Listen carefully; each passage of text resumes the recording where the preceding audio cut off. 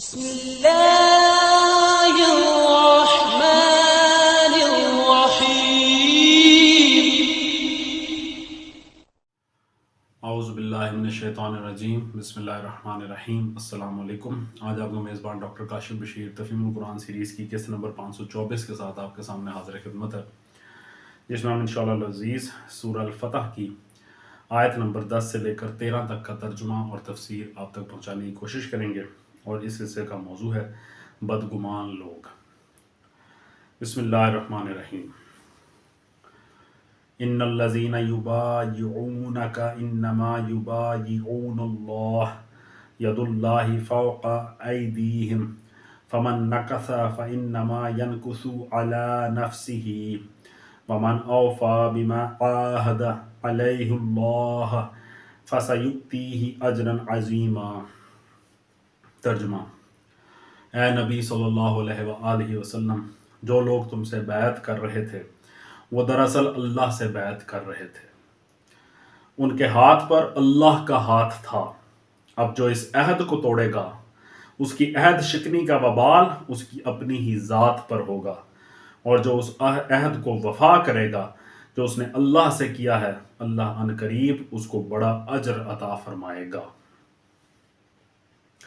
جو لوگ تم سے بیعت کر رہے تھے، تفسیر میں آتا ہے اشارہ ہے اس بیعت کی طرف جو مکہ معظمہ میں حضرت عثمان رضی اللہ تعالیٰ عنہ کے شہید ہو جانے کی خبر سن کر رسول اللہ صلی اللہ علیہ وآلہ وسلم نے صحابہ اکرام سے حدیبیہ کے مقام پر لی تھی۔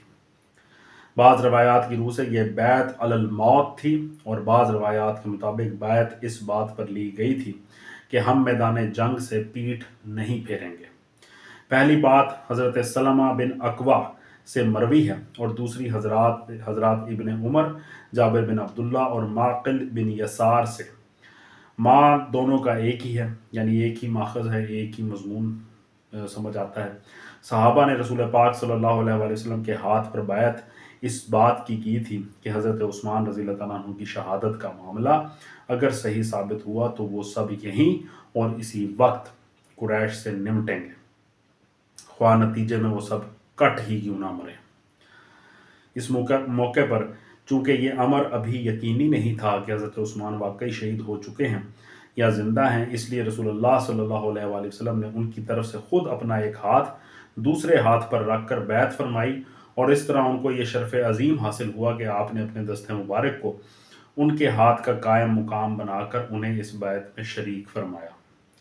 حضور صلی اللہ علیہ وآلہ وسلم کا ان کی طرف سے خود بیعت کرنا لازماً یہ معنی رکھتا ہے کہ حضور صلی اللہ علیہ وآلہ وسلم کو ان پر پوری طرح یہ اعتماد تھا کہ اگر وہ موجود ہوتے تو یقیناً بیعت کرتے۔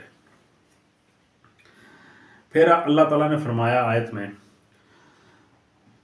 کہ وہ دراصل اللہ سے بیعت کر رہے تھے اور ان کے ہاتھ پر اللہ کا ہاتھ تھا۔ تفسیر میں آتا ہے یعنی جس ہاتھ پر لوگ اس وقت بیعت کر رہے تھے وہ شخص رسول کا ہاتھ نہیں بلکہ اللہ کے نمائندے کا ہاتھ تھا، اور یہ بیعت رسول کے واسطے سے در حقیقت اللہ تعالیٰ کے ساتھ ہو رہی تھی۔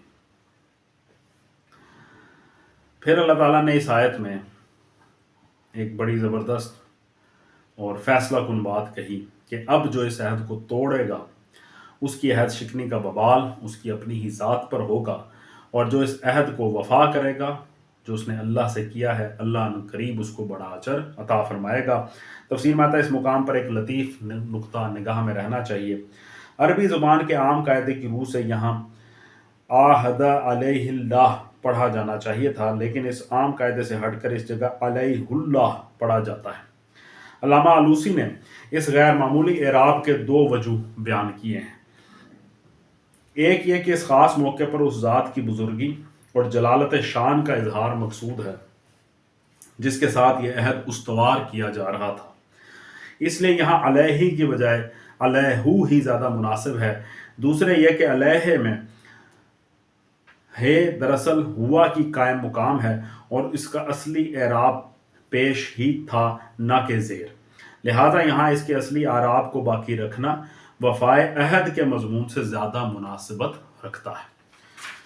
تو اتنی باریک جو ہے نا تحقیق درکار ہوتی ہے، اور ان علماء نے بڑا کام کیا ہے۔ اللہ تعالیٰ ہمیں ان کے کام سے مستفید ہونے کی توفیق عطا فرمائے۔ سَيَقُولُ لَكَ الْمُخَلَّفُونَ فونا من الأعراب شغلتنا أموالنا وأهلنا فاستغفر لنا يقولون بألسنتهم ما ليس في قلوبهم قل فمن يملك لكم من الله شيئا إن أراد بكم ضرا أو أراد بكم نفعا بل كان الله بما تعملون خبيرا۔ ترجمہ، اے نبی صلی اللہ علیہ وآلہ وسلم، بدوی عربوں میں سے جو لوگ پیچھے چھوڑ دیے گئے تھے، اب وہ آ کر ضرور تم سے کہیں گے کہ ہمیں اپنے اموال اور بال بچوں کی فکر نے مشغول کر رکھا تھا، آپ ہمارے لیے مغفرت کی دعا فرمائیں۔ یہ لوگ اپنی زبانوں سے وہ باتیں کہتے ہیں جو ان کے دلوں میں نہیں ہوتی۔ ان سے کہنا، اچھا یہی بات ہے تو کون تمہارے معاملے میں اللہ کے فیصلے کو روک دینے کا کچھ بھی اختیار رکھتا ہے، اگر وہ تمہیں کوئی نقصان پہنچانا چاہے یا نفع بخشنا چاہے؟ تمہارے اعمال سے تو اللہ ہی باخبر ہے۔ تفسیر میں آتا ہے یہ اطراف مدینہ کے ان لوگوں کا ذکر ہے، یعنی بدوی عربوں کہہ کے مخاطب کیا گیا، جنہیں عمرے کی تیاری شروع کرتے وقت رسول اللہ صلی اللہ علیہ وآلہ وسلم نے ساتھ چلنے کی دعوت دی تھی، مگر وہ ایمان کا دعویٰ رکھنے کے باوجود صرف اس لیے اپنے گھروں سے نہ نکلے تھے کہ انہیں اپنی جان عزیز تھی۔ روایات سے معلوم ہوتا ہے کہ یہ اسلم، مزینہ، جوہینہ، غفار، اشجع، دیل وغیرہ قبائل کے لوگ تھے۔ پھر آیت میں آیا کہ یہ لوگ اپنی زبانوں سے وہ باتیں کہتے ہیں جو ان کے دلوں میں نہیں ہوتی۔ تفسیر میں آتا ہے اس کے دو مطلب ہیں، ایک یہ کہ تمہارے مدینہ پہنچنے کے بعد یہ لوگ اپنے نہ نکلنے کے لیے جو عذر اب پیش کر رہے ہیں وہ محض ایک جھوٹا بہانہ ہوگا، ورنہ ان کے دل جانتے ہیں کہ وہ دراصل کیوں بیٹھے ہوئے تھے۔ دوسرے یہ کہ ان کے اللہ کے رسول سے دعائے مغفرت کی درخواست کرنا محض زبانی جمع خرچ ہوگا، اصل میں وہ نہ اپنی اس حرکت پر نادم ہیں، نہ انہیں یہ احساس ہے کہ انہوں نے رسول کا ساتھ نہ دے کر کس گناہ کا ارتکاب کیا ہے، اور نہ ان کے دل میں مغفرت کی کوئی طلب ہے۔ اپنے نزدیک تو وہ سمجھتے ہیں کہ انہوں نے اس خطرناک سفر پر نہ جا کر بڑی عقل مندی کی ہے، اگر انہیں واقعی اللہ اور اس کے مغفرت کی کوئی پرواہ ہوتی تو وہ گھر میں بیٹھے ہی کیوں رہتے۔ آخر میں آیا تمہارے اعمال سے تو اللہ ہی باخبر ہے۔ تفسیر میں آتا ہے یعنی اللہ کا فیصلہ تو اس علم کی بنا پر ہوگا جو وہ تمہارے عمل کی حقیقت کے متعلق رکھتا ہے۔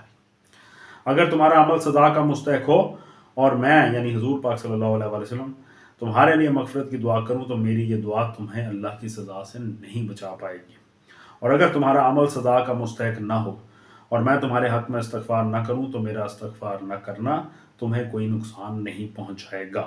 اختیار میرا نہیں بلکہ اللہ کا ہے، اور اس کو کسی کی زبانی باتیں دھوکہ نہیں دے پاتی، اس لیے تمہارے ظاہری قول کو میں سچ مان بھی لوں اور اس بنا پر تمہارے حق میں دعائیں مغفرت بھی کر دوں تو اس کا کوئی فائدہ نہیں ہے۔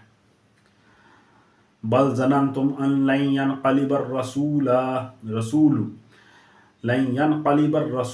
والمؤمنون الى اهليهم ابدا وزين ذلك في قلوبكم وظننتم ظن السوء وكنتم قوما بورا۔ ترجمہ، بلکہ تم نے یوں سمجھا کہ رسول اور مومنین اپنے گھر والوں میں ہرگز پلٹ کر نہ آ سکیں گے، اور یہ خیال تمہارے دلوں کو بہت بھلا لگا اور تم نے بہت برے گمان کیے، اور تم سخت بدباطن لوگ ہو۔ تفسیر میں آتا ہے